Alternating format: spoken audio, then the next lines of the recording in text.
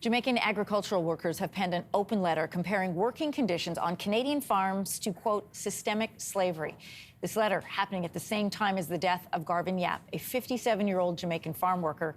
Joining us this morning for more is Syed Hassan. He's the executive director of Migrant Workers Alliance for Change. Good morning. Good morning. Thank you for having me.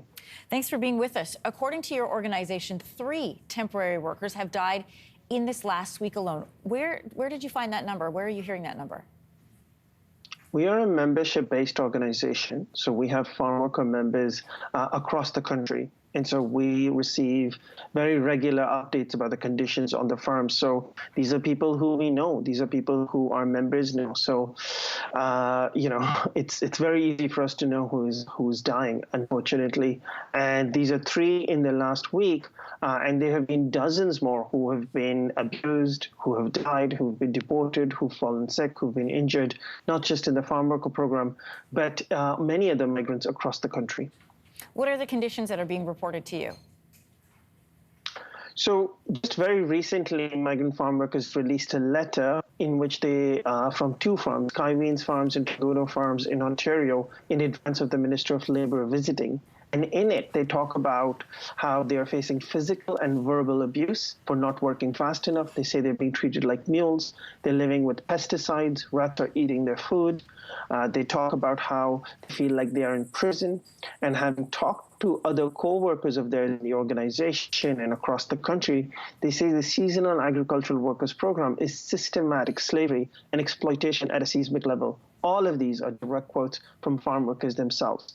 And they are calling for significant changes. And they sent that letter in part to the Minister of Labour for Jamaica, who is making a tour of farms this week. You are calling on the federal government to give temporary foreign workers permanent residency status and to do it immediately. How will this improve the situation? So I think it's important to have some context. In the year 2000, there were 60,000 work permits issued in Canada. In the year 2021, there were 1.2 million temporary permits, both work permits and study permits issued, right? We have turned into a system of temporary work and temporary immigration status. And when you have temporary immigration status, you can't protect yourself. You can't stand up for your rights, because when you try to assert your rights, you can be deported, you can be made homeless, you may not be able to work. And so permanent resident status is the mechanism through which all other rights are accessed. So we're calling on the federal government to give permanent resident status to every migrant in the country.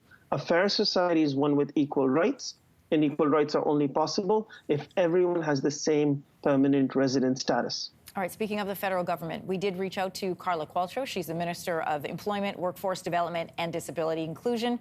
For a statement, this was the response, and then I'll get your response. The mistreatment or abuse of temporary foreign workers is unacceptable. The experiences detailed in this letter are disturbing, inhumane, and in violation of the regulations of the program.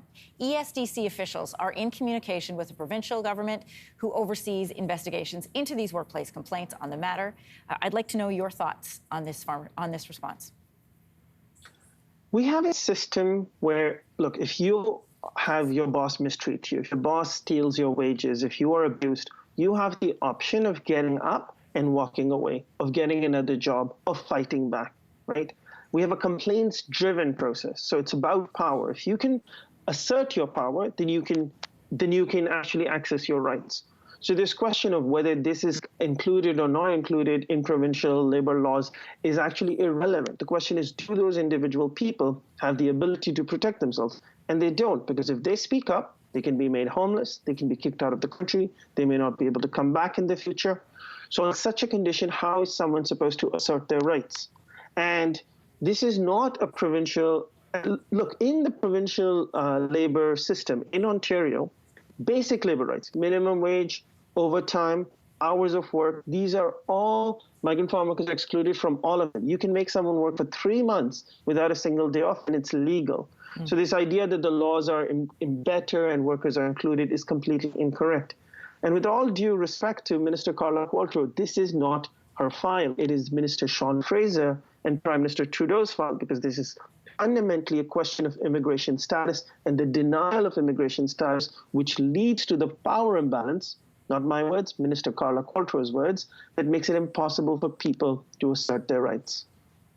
Syed, I want to thank you for being on this morning. Great to have your insights today. Thank you for having me. Hey, thanks for watching. If you liked this, be sure to subscribe here, or you can check out more Your Morning videos right here.